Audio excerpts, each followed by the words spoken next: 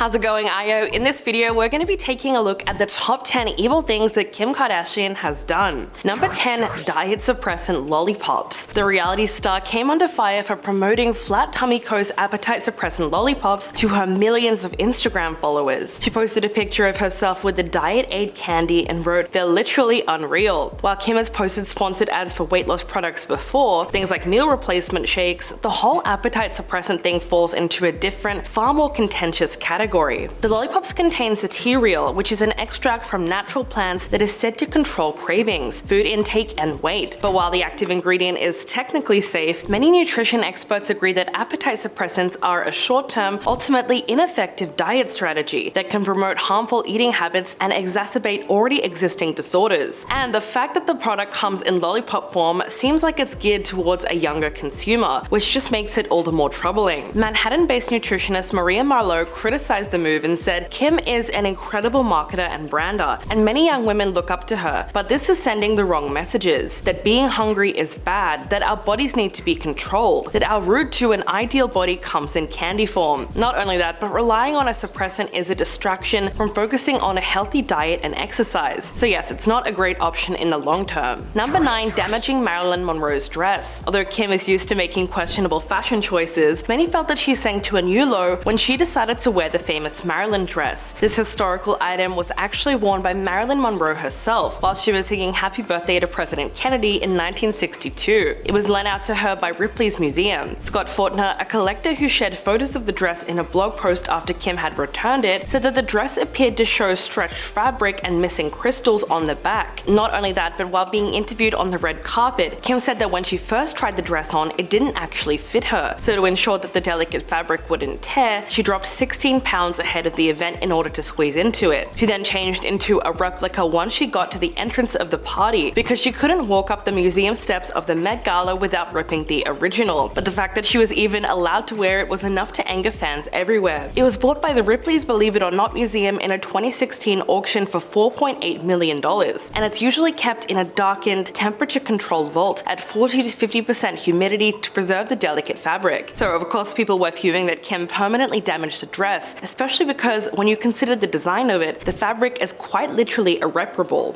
Number 8. The 72-day marriage. Kim's union with NBA player Kris Humphries went down in history as one of the shortest marriages in Hollywood. This led fans to question whether or not it was made for TV, especially after the two-part E! Special called Kim's Fairy Tale Wedding. The Los Angeles Times even reported that Kim had only married him to increase ratings on the show. But in 2017, the reality star admitted to Andy Cohen that she knew the marriage was doomed from the beginning. It turns out that she only rushed into it because of the pressure of turning 30. There were also signs that their marriage was going to end quickly. A few days before Kim divorced Kris on date 68, the couple were spotted arguing in their car while they were out on a dinner date in Hollywood. They were photographed heading back to Kim's car, and you could visibly see the tension in the air. Kris looked fed up, and Kim was giving him the death stare while yelling and waving her hands. This was a very public fight, and it was indicative that their relationship was on the rocks. In the divorce, Kris asked for a $7 million settlement, otherwise he threatened to make Kim go through a very ugly public trial, but he ended up walking away with literally nothing. Number 7. Lying about the tape. Last September, Kris Jenner went on the Late Late Show with James Corden, where she was strapped to a lie detector test and interviewed about the infamous tape that was released in 2007 of Kim Kardashian and Ray J. Kris denied the years-long speculation that she was involved in its production, and once the results came back, it seemed as though she was telling the truth. Of course, Kim kept up this narrative too, but neither of them expected Ray J to respond to the interview. He appeared on Instagram Live with a full presentation to prove that she was lying. He showed screenshots of text messages that Kanye had sent him asking for the original tapes because he wanted to give them back to Kim. In the messages, Kanye asks if there is a time that the two of them can talk or meet up to discuss the matter further, and in response, Ray J said, "I've got 2 kids and a tech company. Why would I involve myself in this? I'm so past this, bro. I'm assuming you know the full story from 05, right? How it happened, who brokered the deal, who put it all together." This is when Ray J made the most shocking revelation ever. He said, "Kris Jenner is the one who made us shoot the second tape in Santa Barbara." He claimed that Kris orchestrated the filming of the last tape and even watched them both to decide which one was best. Number 6. Buying historical artifacts. The reality star came under fire after she bought the iconic cross necklace that was worn by Princess Diana for $197,000. 4 people competed in a bidding war, but Kim ended up winning the auction after 5 minutes. minutes. The amethyst cross is a 1920s pendant by luxury jewelry designer Gerard, which Diana wore on many occasions. The cross-shaped pendant features large amethyst stones framed by 5.2 carat diamonds. After news of the purchase came out, Kim started trending on Twitter, and everyone was jumping in to create their very own Kim Kardashian has purchased meme, as a way to make fun of all the historical artifacts that she's bought. Some of the best memes include Kim Kardashian has purchased Hilaria Baldwin's fake Spanish accent for $97,600. Another user tweeted, Kim Kardashian has purchased the well-known sailboat from The Last of Us Part 2 for $1.3 million,